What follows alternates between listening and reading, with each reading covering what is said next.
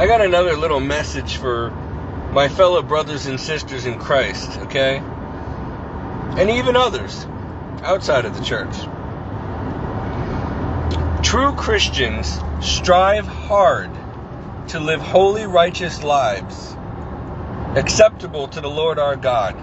We strive hard to obey His commandments and fulfill His will, plan, and purpose for our lives.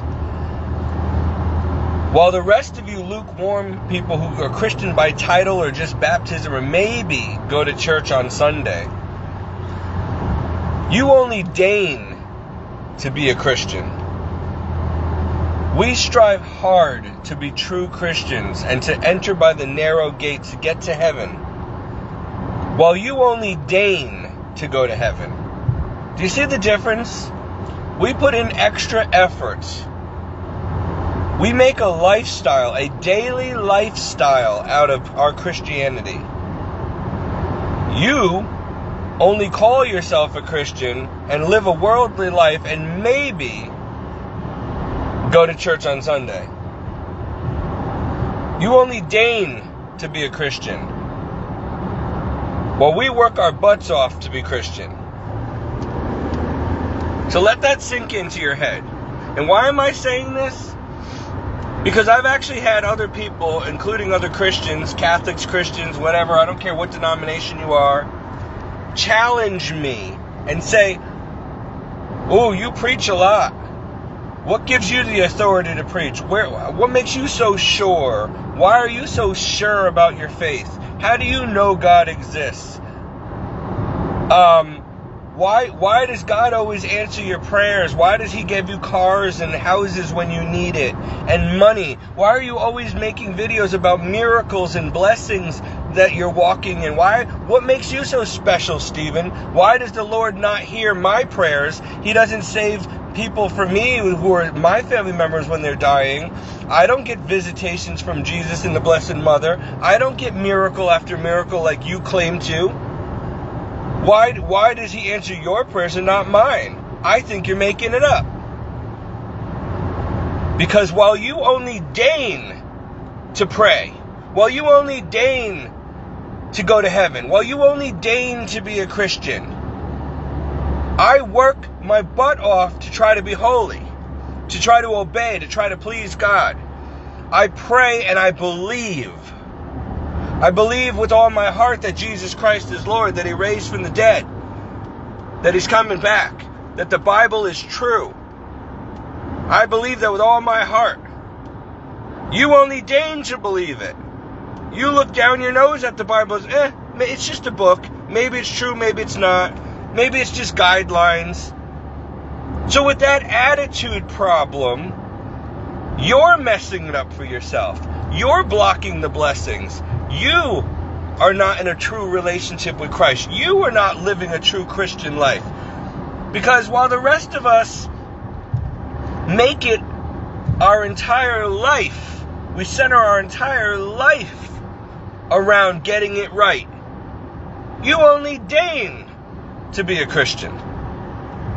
So there's your answer. So don't sit there and say, well, why are my prayers not getting answered? Why do you always get blessings? First of all, I don't always get blessings. And only when they're absolutely necessary and when the Lord sees fit. And that's after months and years of tears and prayers and begging and trying on my own and asking God and trusting God and waiting for God's perfect timing and believing with all my heart that He can and will do it. I don't just say a prayer, you didn't answer me, oh well. I don't get into the flesh and try to do it myself. I take Him at His word and I do as He says. I do it His way. Also, I strive hard not to sin. I'm still a sinner.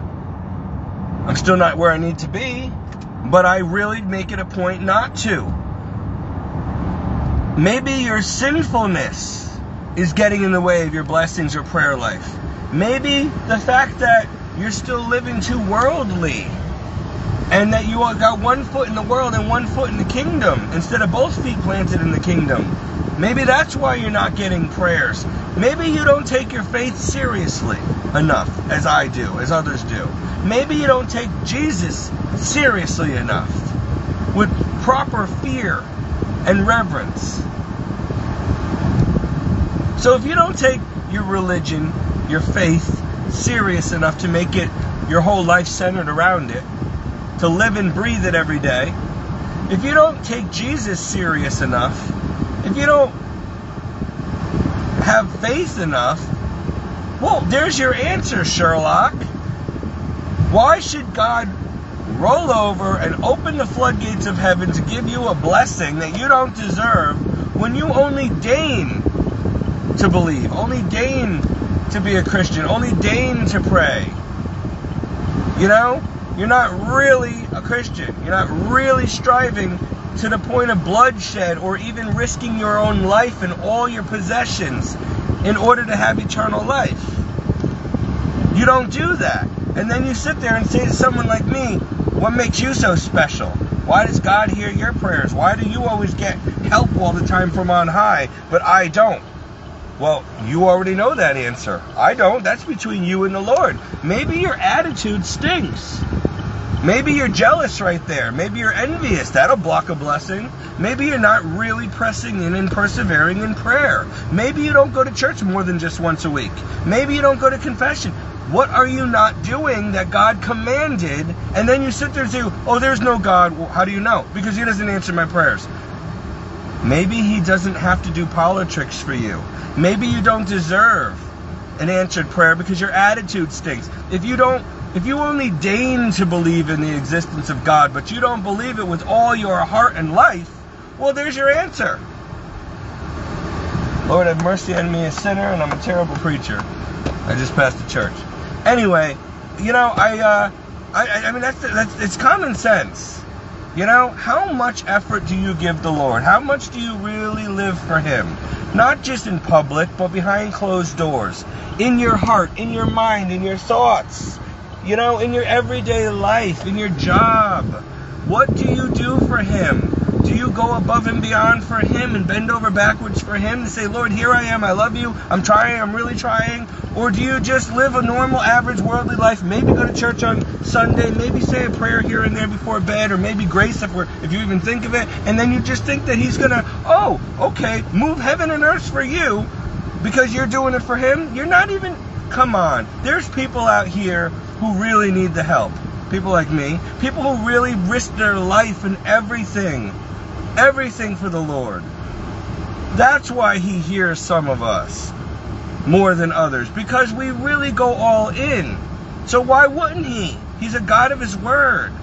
And you know what? You seem to forget all the things that the Lord does for you every day that you're not even aware of. How he wakes you up every day and gives you life, gives you another chance, protects you from accidents and death and the devil and harm, enemies. Like, he blesses you with everything you don't even think of to thank him for. So he's already hearing your prayers and answering and giving you everything you need.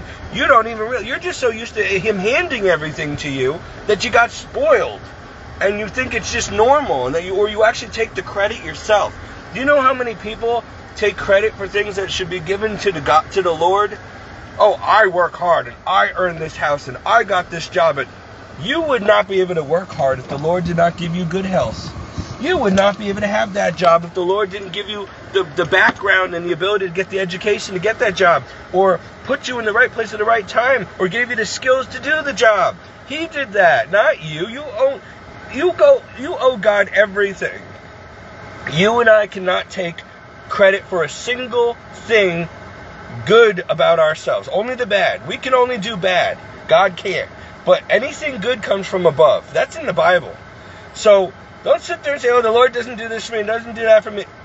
Really? Everything he does for you all day long. You don't even realize. And then, okay, so maybe he doesn't do parlor tricks for you or show up in your room at night, or sometimes he will, sometimes he doesn't. I don't know. But he doesn't just spoil me rotten either. Do you have any idea? Listen, you would not want to have to walk in my shoes or live my horrendous past in order for me to get what I get. I mean, because like Jesus said to his disciples, you guys argue about who's going to be first in the kingdom, right? And who's going to be at my right side and this and that. Are you ready to drink from the bitter cup Do you have any idea what it's going to require of you if you really want that? I think you should let me decide who gets it and who doesn't, because you are not capable of doing what I'm going to have to do. Are you capable of doing what Jesus did on the cross during his passion? No.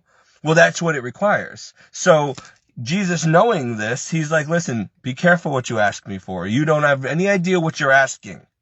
You are not ready to do what's going to be required of you if I say yes. You're going to be wishing you didn't ask for that, because those who've been given much, much more is expected. Are you ready to suffer and carry that heavy cross in order for you to have these privileges? To be a preacher, to be a disciple, to have a right-hand seat next to the Lord in heaven? You don't want that. Don't start asking for stuff. That's like, okay, oh yeah, I want a brand new Lamborghini, but I don't want to pay for it. Well, the bill is going to come in and the taxes, and then what? So don't be asking for stuff out of your means, in other words. So I don't ask for stuff like that. I try to be humble and meek and say, Lord, use me however you see fit, and that's it. You know my breaking point. You know what I'm good. I'm not going to, otherwise I'm going to fail. I'm going to fall on my face. So I'm trying to be meek and humble, but firm. When I preach, I'm not trying to preach and be mean and nasty, but some of you guys, listen, we're not trying to attract flies with honey here. We're running out of time to save souls. I don't have time to sit here and pussyfoot around with you and sugarcoat everything. Oh, yes, kumbaya. No, the hippie era is over. It's done. You are in the end times. Are you coming to heaven or not? The door's closing. The ship is leaving. What are you doing? That's how I am now. And now I don't have patience and time to be sugarcoating and holding you guys like little babies when I preach to you. I'm going to preach to you the cold, hard, direct truth as I get it, because that is the Sermon on the Mount type of preaching that Jesus himself did. And even he got mad and he whipped the heck out of the money changers in the temple because they turned his house into a den of sin, into a market. Okay? You don't do that. And you are the temple of the Lord as well. So stop messing up your body and living like the devil and thinking that it's okay, because he has to live in here with you. So stop defiling yourself. Just stop all the nonsense. I'm so tired of this. It's like, listen, do you want to be a Christian or not? That's all you need to say. Yes or no. Jesus himself said that to people. He said, listen, when I ask you something, I want yes or no. Anything else is of the devil. Yes or no? Will you serve? Yes or no? That's it. I don't want to hear maybe, yes, later, no. No. This isn't a negotiation. You know what's before you. You know the consequences eternally. You know the prize. You know the goal. You know what is expected of you. If you do not, that's because you are not picking up the Bible and finding out what the Lord is saying. Okay? All right. I'll see you later, Joanne. So, it's up to you. The ball's in your court, people. I got to get into work as well. I'm just saying, we are responsible. So just do your job. Just be a Christian or don't. That's it.